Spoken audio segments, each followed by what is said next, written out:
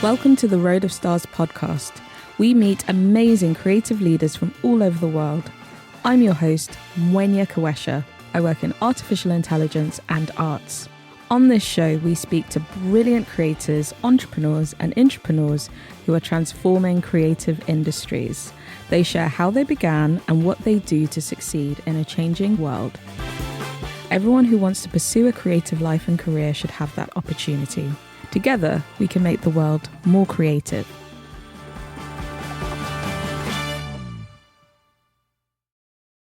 Welcome to this week's episode. Our guest is Jackie Barbosa. Jackie was born in Brazil and raised in the countryside. She is the founder and creative director of Barbosa, an independent fine, fashion and bespoke jewellery company, where expression and beauty come to life through sculptural jewellery. Barbosa's loyal clientele includes Amal, Clooney and Viola Davis. Jackie's original, powerful yet playful view on fashion has been featured in editorials such as Vogue, Harper's Bazaar, L'Officiel and The Guardian. Jackie is also the curator and co-founder of Reciprocity Jewels, a collective of international jewellery designers working together to show that a responsible, traceable gold supply chain is possible. They partner with artisanal miners in Peru. Jackie received her master's degree in jewellery design from Central St. Martin's. Hi. Jackie, welcome to the podcast. Thank you so much. That's Thank you. It's such an amazing. honor to do this with you. I'm so excited to have you and speak to you today. Thank you. I am too. Thank you so much for having me. All right, awesome. Let's dive in. What early experiences contributed most to you being where you are today? Definitely growing up in the wild and having a very entrepreneurial parents. So I have this perfect mix of my father used to make us work since we were 8. It was kind of a play, but always like, so we're going to go to the store and whoever sells more toys will win an ice cream at the end of the night. So we're always trying to be our best in whatever task he gave us. The second part is the fact that I was in nature and very, very curious about all the forms and shapes and what happens with animals and everything. And then I grew up without any jewelry because of my family's religion. But my mom had one friend who used to wear a lot of pearls and beautiful necklaces and Chanel. Anyway, like beautiful, gorgeous jewelry. And I was always fascinated by it. So as soon as I grew up a little bit and I could make my own choices, I started wearing a lot of jewelry. And then when I dropped out of college, the thing I started doing was making jewelry. And it was making jewelry like this ladies' jewelry, like long stackable necklaces made out of pearls or crystal beads. And those are my early experiences that brought me to this jewelry path. That's amazing. Do you think you would have been on the same path if you'd been allowed to wear jewelry? Who knows, right? I always wanted to be a chef and have my own restaurant as well. So I don't know, honestly. And nowadays, I'm going to tell you soon, but I have so many other things going on in my life that I'm living a combination of all my passions, the hospitality and jewelry and sustainability and responsibility all at once. So it's been a beautiful thing. But honestly, I think if I were allowed to do anything I wanted, I would have ended up becoming something related to hospitality and food. One thing I remember is the first time I met you at this beautiful event celebrating the arts in New York, and you were essentially covered in the most amazing, beautiful jewelry, sort of huge gold, fabulous designs in shapes I hadn't really seen before. At school, I actually won an award for best jewelry because I used to love big jewelry so much. I still do. So for people who haven't seen your brand yet, it's so creative and beautiful and meaningful. And I think that's how we first spoke, because I just said, oh my goodness, tell me more about your jewelry. So yeah, I'd love to see the journey that you've gone on with that. I love that. I remember exactly that the first thing you told me was that you won the award for the best jewelry. And I was very curious to know more about your jewelry. It's such a big passion. Yeah, absolutely. For me, it was such a beautiful form of self-expression. And like also when you're a teenager, it's a little bit cheaper than buying a big whole new outfit. Always fits you and you can always kind of express or evoke a mood and tell a story with it.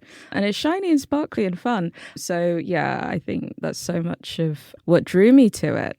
So, what was the moment when you realized that being a creative director, being a founder, being a jeweler, that that was something that you could just do in your professional life, especially if you hadn't experienced other people around you doing something similar?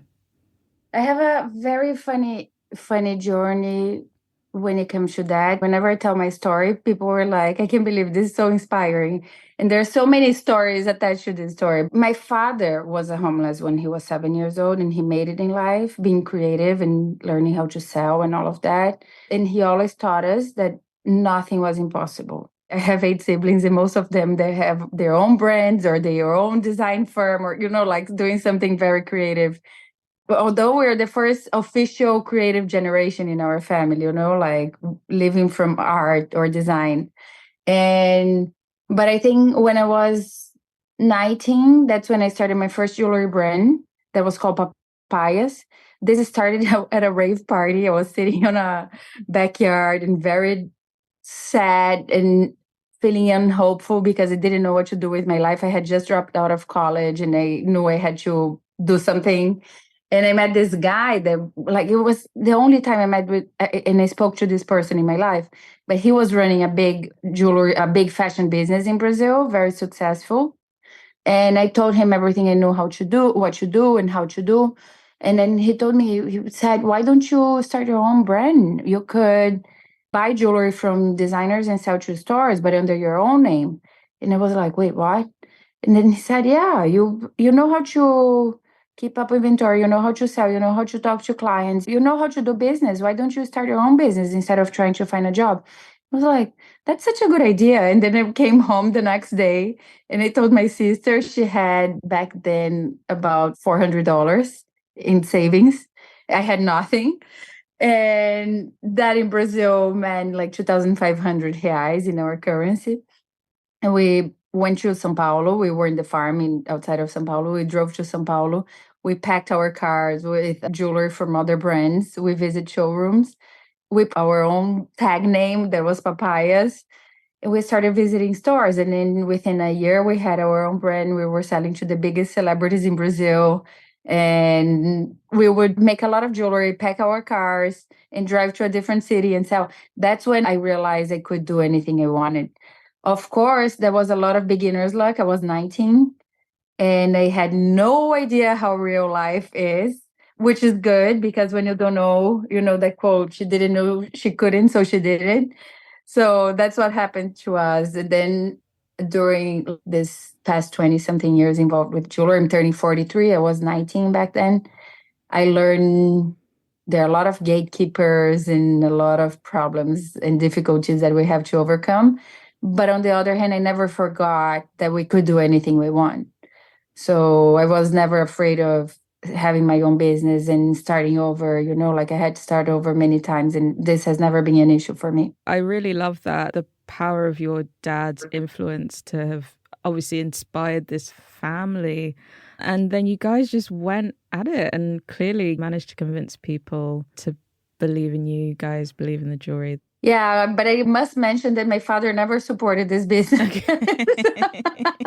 He wanted me to go work for him. My mother was the one that was, when we made the decision to do this, she was there for us, and she was the biggest supporter. And until now, she does anything in Brazil, business related, she's always there. I opened my shop in New York. She flew here. She surprised me and she helped me finish setting up, and she was selling my jewelry. So nowadays, my father appreciated a lot. But the first 10 years, he was like, what the heck are you doing? Okay. So, in terms of how you built up the skills in jewelry making, I know that you said that you taught yourself a lot, obviously, when you were selling your own jewelry and not somebody else's. And then you also went to Central St. Martin's, which in the UK we think of as the Harvard, Yale, and Stanford of creative study. Could you unpack what you learned from self-teaching and what you learned from more formal study and training? Yeah. When I fell in love with fashion, I knew I wanted to go to design school. It wasn't a possibility for me. For my father, like that old school thought, oh, you're going to be an engineer, a doctor, or a lawyer. And so I chose to go to business school. I dropped out, and that's when I started teaching myself how to make jewelry. But Central San Martins was always a huge dream, huge impossible dream in my mind. Imagine the girl from the countryside, and like even my English was bad, like all the odds were against this coming through.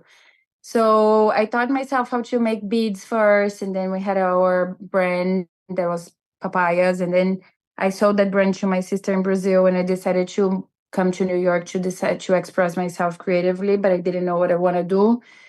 And when I was here, everybody was like, "You're so talented, you should make jewelry." And I was like, "Really?" I never thought of myself as very talented.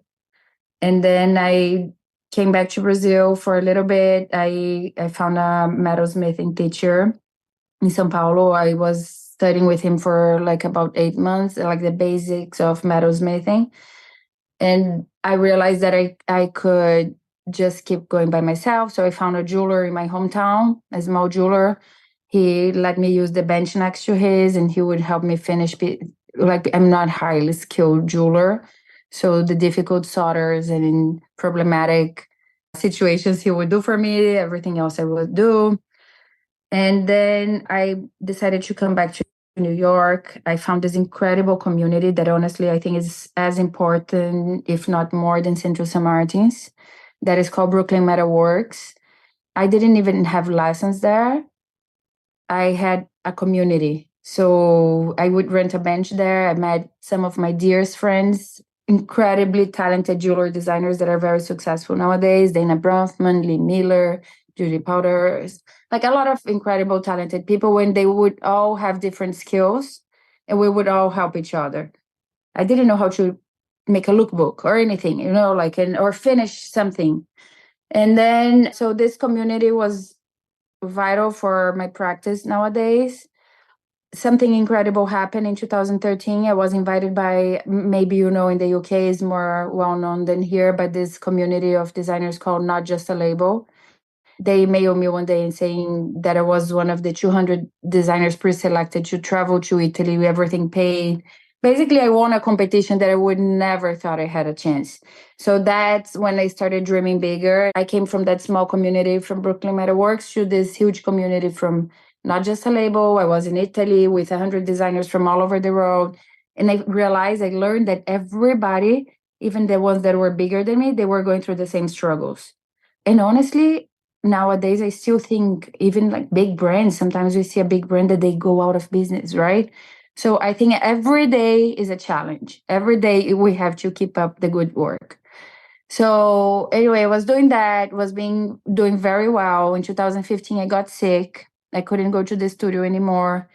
I got cancer, and I had to go to Italy for another edition of that event. And I was freaking out. I was like, I don't have a new collection. What am I going to bring? And then I was in bed playing with a kid from my family. And I came up with a technique that I work today. That was probably the biggest aha moment of my life in design wise, because I understood that, first of all, I don't need to kill myself at the studio every day or at the office every day.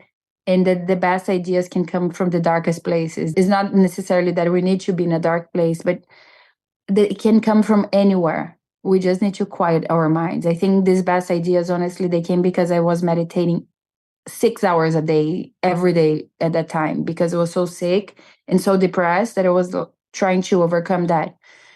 And the Justine necklace that is on my website or my Instagram, you guys can see, is like, it was the first piece I made and transformed my life.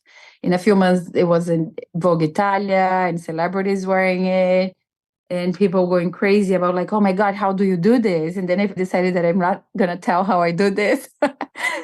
It became my secret sauce for my jewelry making. But a few years later, I was having drinks in London with a good friend. And the leader of the jewelry designer Amal from Central San Martins showed up, and I showed him my work, and he was fascinated. And he was like, "You have to come."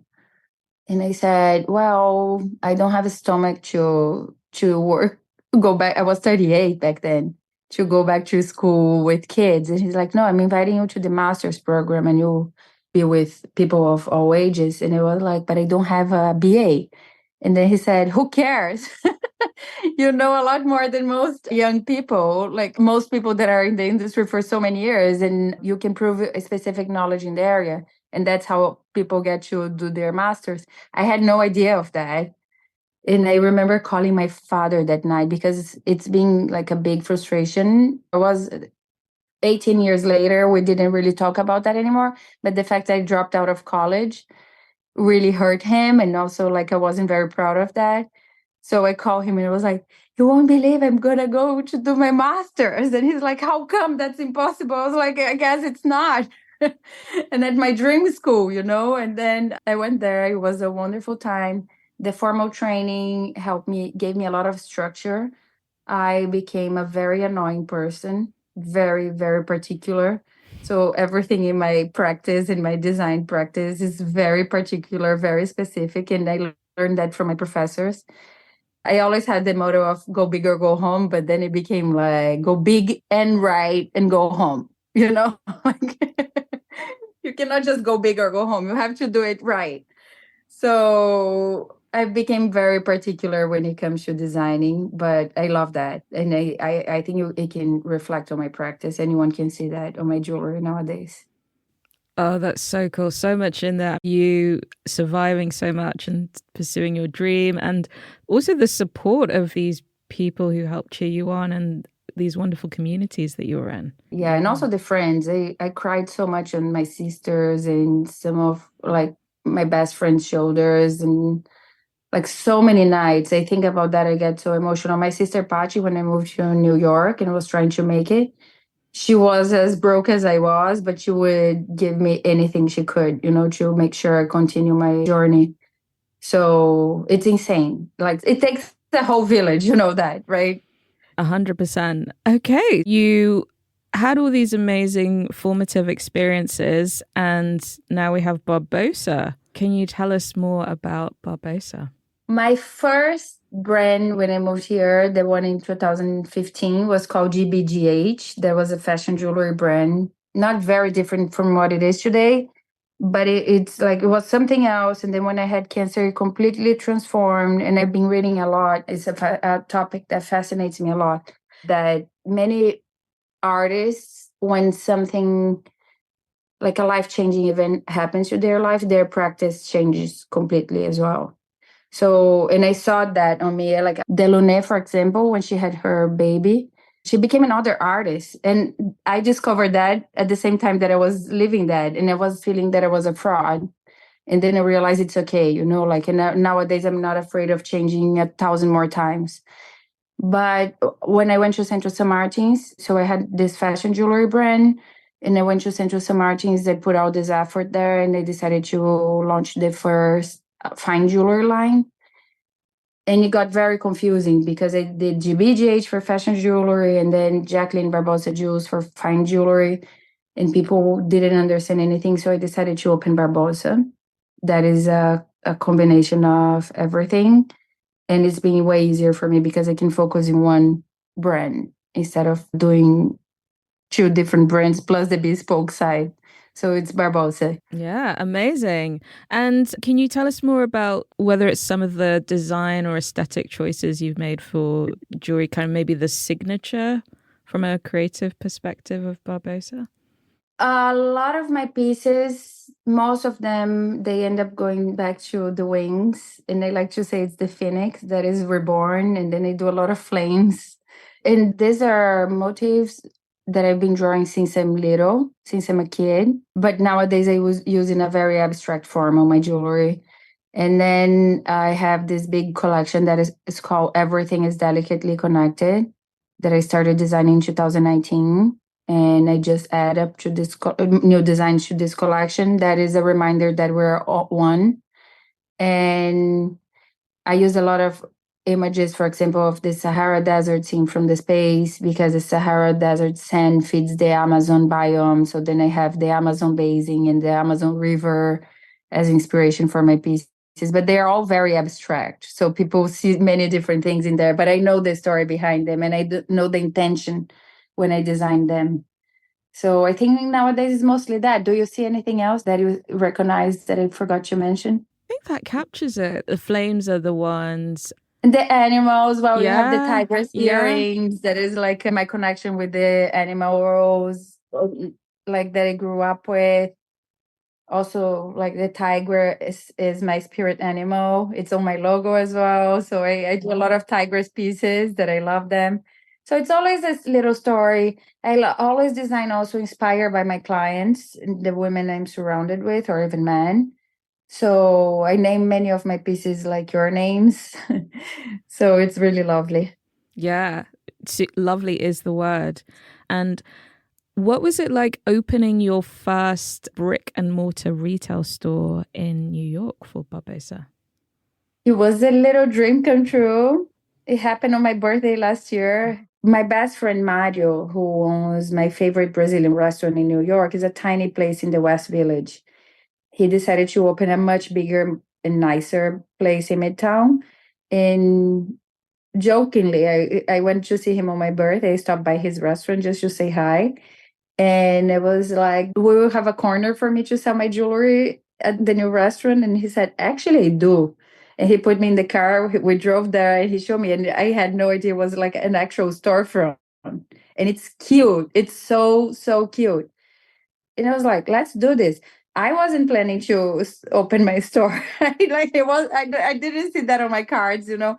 Funny enough, 2 weeks before that happened, I was talking to my boyfriend and they said, that's crazy because usually I manifest much more along the year. And this year I didn't have any, like, it's been 6 months that nothing happened, you know, like I've been seeing crickets. I was like, "Crick, crick." And then this huge, huge thing happened. And I wasn't even prepared financially, you know, because I had to build the store and like prepare all the finance for it. But as you know, as Paulo Coelho would say, the universe conspires when you are aligned. Everything was aligned and it was meant to be. Then having the store, building the store was so nice because he bought a restaurant and he did a complete renovation that one of my sisters did the interior design and it's super cool. But they were going to throw out a lot of things. So I used the marble counter from the old bar to make my shelves. We're hammering and breaking them to build that. So I use a lot of materials that were going to become trash. And it was beautiful to build that. I didn't know also I had the talent to build a space. And when that was ready, I was like, oh my God, I didn't see that. It was like, even in my wildest dreams, I wouldn't imagine I would have such a cute store. And it's a peaceful place. People walk in and they don't want to leave because it's so nice, you know. It's tiny, but super nice. I can show my work. I have a little workbench that we do. We make jewelry there. I cannot design from there because it's too intense. But we finish a lot of our pieces there. People get very curious about it. And being at the restaurant is incredible because I meet so many different people that I wouldn't meet just if it was just a store. For example, we hosted a huge Climate Week dinner at the restaurant that I connected to some incredible people that are doing magic. And then I brought there, I set up this store with the Reciprocity exhibition. And I put a big sign on my window saying, did you know mercury-free, responsibly sourced gold is possible? Coming inside. So a lot of people are coming in now to discover that. And so everything is so aligned now and everything is happening at the same time in a beautiful way. I'm really, really happy. That sounds really beautiful. And yeah, so cool that you get to meet all these other people who can swing by your store as well. And without asking you to reveal your secret sauce in how you design, is there anything that you think surprises people about what it actually takes to make jewelry like yours, which is how I would describe it, you know, very sculptural. It really, really, really stands out visually. You don't just walk by any store and just see something like the kind of jewelry that you make at Barbosa. Is there anything that would surprise people about what it takes to make your creations? what I see a lot, because especially having a store and you see people reacting to the jewelry all the time, first question is like, how do you make this? Even people yesterday, I met a gem supplier from Brazil, incredible people from Cruzeiro Mine. And they were like, how do you make this? And I'm like, well, you could figure it out, but I'm not going to tell you. And then they were so curious. And these people are in the industry forever, like when I started making the jewelry the way I make now, all the jewelers were like, we don't do this. This is crazy. Every time I still go to a new manufacturer, they're like, no, this is not possible. I'm not going to do this. It's going to ruin my production. And I'm like, can you please try? I've worked with manufacturers all over the world and it's fine. And then when they tried, it's fine. And they're like, okay, I didn't know that was possible. So I think that's one thing. People don't know how do I do that, and they get very fascinated. The other thing is also like everything, as you know, like most of my pieces are mix and match. It's impossible. I hand sculpt them. So it's not like something made from computer. So it's always going to be unique. And it's not for everybody, because some people like perfect symmetry. And I understand. I think it's a shame that they cannot put up with that. But most people love it, at least my clients. And it's very asymmetrical. So there's always the surprise factor when they look at it. They were like, why did you do that? How did you think of doing that? Why, like it's something that people don't usually think about. And I always wanted to try this surprise factor to my designs. Even like when I'm designing something, I get to a point that I'm like, okay, how can I go crazy now? Like to the other. And it has a structure, it's beautiful, it's nothing that scares the eyes, but it's something unusual. Super interesting. Okay. And then with this jewelry, which does not surprise me, you do have a lot of really high profile people that are household names who wear it. So some of those include Amal Clooney, Viola Davis, Brian Cox from Succession. So I'm always curious, as particularly in the age we live in now, I don't know if you've seen, there's a Vogue documentary and it covers the impact of celebrities connecting to fashion very directly in a way that hasn't always been the case. So I suppose, what impact does that, and then also the sort of coverage in these great fashion magazines, what impact does that have on a brand like Barbosa for you as a founder? For sure, it gives me endorsement, right? If someone is like, oh, this jewelry is beautiful. And then sometimes it's a fashion jewelry piece and people don't understand the value. Like some people, not everybody, a few people. And they go on my Instagram and they're like, oh, okay. Like, so it's not just me that likes this. It's like some people that could be wearing whatever they want and they chose to wear this. This is one thing. The other thing is, honestly, I think as like impact, I think this is the biggest one. Some people discover my work through them. These celebrities that wear my jewelry, like for some reason, lucky enough or not, they're huge. And a friend of mine that works with influencer in digital marketing, she's like, this is a Canon shoot, you know. This is not like a target campaign or so only people that are really, really fascinated with these people that wear my stuff, they will find a way to discover that is me. That the jewelry that they wear is mine. Viola Davis, usually when she wears, she tags me. But Amal, for example, she doesn't even have an Instagram. And I really don't know how people find out that it was me, like, but I get whenever she's photographed, I get a lot of orders on the website for that specific piece. So I know it's hers. And all the lawyers love it. But honestly, I'm going to tell you what is the biggest impact for me. And my boyfriend the other day, he asked me, like, if you could choose any celebrity to wear your jewelry. And of course, there are lots of celebrities that I admire and I would love to see them wearing my jewelry, but it's people like you, normal people that is out there every day talking to friends, and they wear my jewelry and they love what I do. They admire and they respect for some reason. And they come back and they talk about it. They bring back more clients. They keep shopping. That's vital for my business. You were the biggest celebrity for me. Think of a restaurant. If a big celebrity walks in and have dinner at that restaurant once or twice, that's fine. what will impact more the restaurant, that or the client that goes back every week or a few times a week? Those are my big stars. But of course, like when the story with Amal happened, my professor at the master's, the last seminar we had, I love this story. She was asking everybody, was a by project master. So everybody, what do you have to do to add value to your brand? And my friends are like, oh, Jackie needs celebrities wearing her jewelry. And I, at that point, I already had a lot of huge celebrities wearing my jewelry. And I was like, nah, I don't care, you know? And then my professor was like, Jackie, I'm sure there's at least one celebrity who would like to wear your jewelry.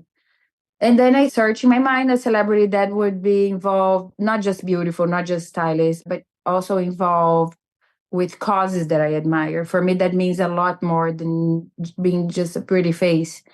And then I was like, Amal Clooney. Amal Clooney is a celebrity I would like to wear my jewelry.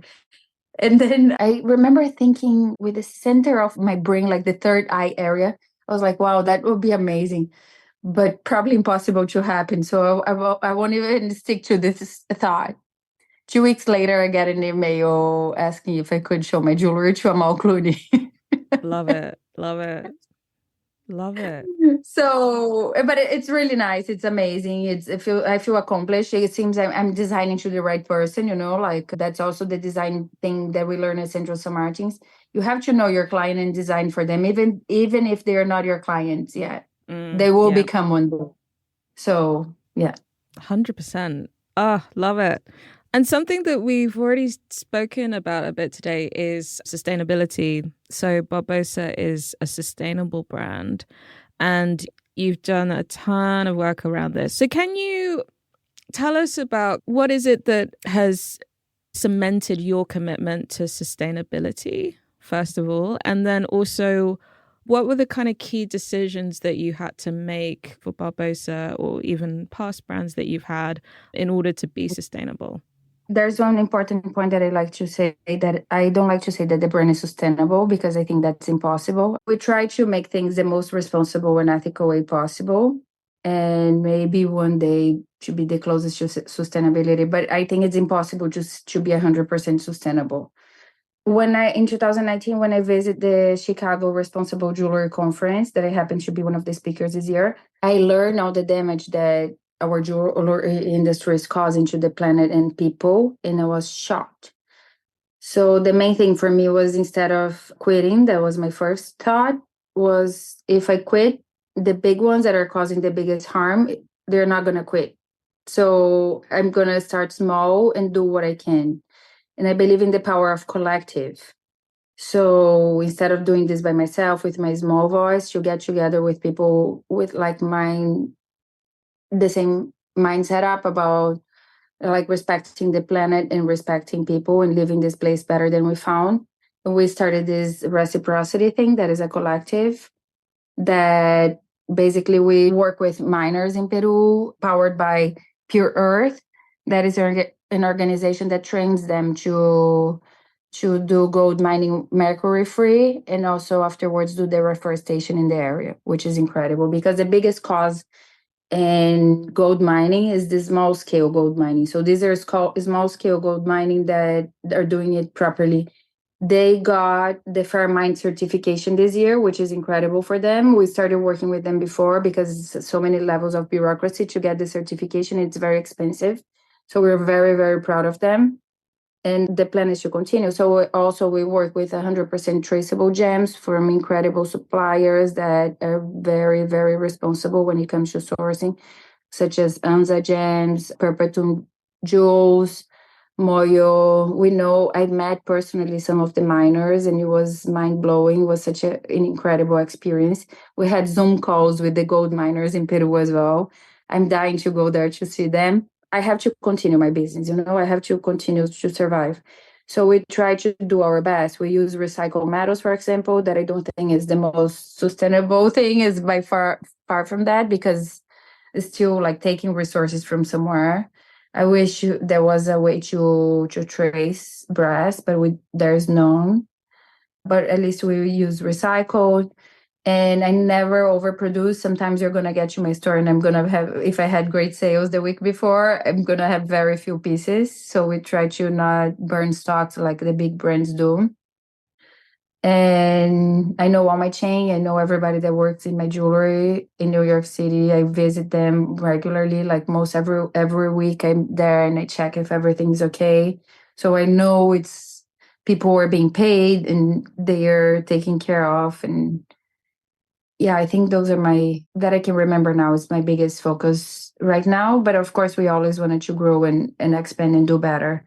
So the next step that we're trying to bring to the US is the Fairmine gold plating that is still not available, but we want to do that. So I want to start gold plating my jewelry here with Fairmine gold, but still not a thing. Working on it. Awesome. And yeah, I completely take your point on responsibility. Digging a little bit deeper into Reciprocity jewels, because I remember when we met a couple of years ago, you very kindly invited me to meet you at I think it was the Peruvian consulate in New York. Mm-hmm. And I met you and I can't remember, was it maybe about 5 or 6 other fantastic jewelry designers running their own businesses, and you showed me a video that was about 5 minutes long, and it explained basically some of the challenges that are in the gold supply chain, particularly around, is it certification with mercury? Well, the problem is the mercury issue is horrible because it goes in the water, it goes in the air, affects everything, affects what you eat, and it never goes away, So if you manage to mine gold without mercury, is a big deal. Makes the process more expensive and slower, it does, but it is possible.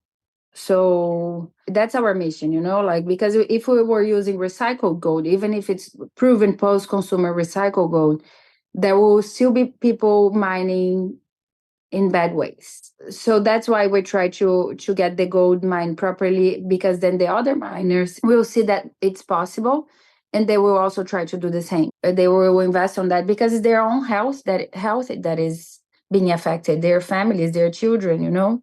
So that's it. This year, the Reciprocity exhibition, we grew a lot. We're going to be about 20 designers from all over the world. Like we have people from Japan, Middle East, South America, more South Americans, Europe. So we're really excited. And I think with that, we're going to be able to spread our voice and our message like a long brother. Yeah, that's how we say. Yeah, absolutely. And what struck me so much when I met you guys at an earlier stage than you're at now is how clearly you told the story of what the problem was and the amount of action that you had taken. And in the video, I saw a lot of you were in Peru and meeting the miners on the ground. I really thought it was an amazing lesson because we can get into these cycles of despair and complaining and maybe being paralyzed when it comes to taking action if we think it's not going to solve every problem. But you guys just came together such a coherent unit and you had such a great story. I saw all your beautiful jewelry there. And for me, coming into it and loving jewelry, but not knowing as much as you guys about it, it just looked like a fantastic model for how more of us can solve our problems. So I'd be really curious as to, I'm sure you're all super busy with your own brands and life, etc., like how you come together to work on this. And obviously, you've grown quite a lot, even in a really short space of time as a collective. We had to organize. So the first year was playful. We were like, oh, let's do it, see what happens. And the second year, we were like, okay, there's something here. Let's do it again. But then it was such a mess that this year we were like, okay, we need to organize. We need a process. Otherwise, it's not going to work. And we're not going to be able to achieve our goals, like our purpose will be lost. And so we organized a lot. And this year is so far so good.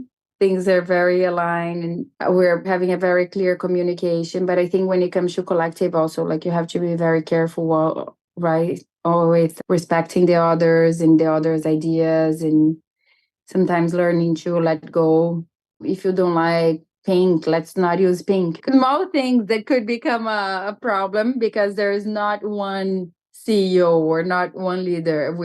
Nowadays we're the four co-founders that stayed and decided to organize. And it's been very good. This year is lovely so far. And I believe like now we're up to something big and more interesting, and also it's getting more serious and more focused. And we got a PR this year, so she's also helping us with communication.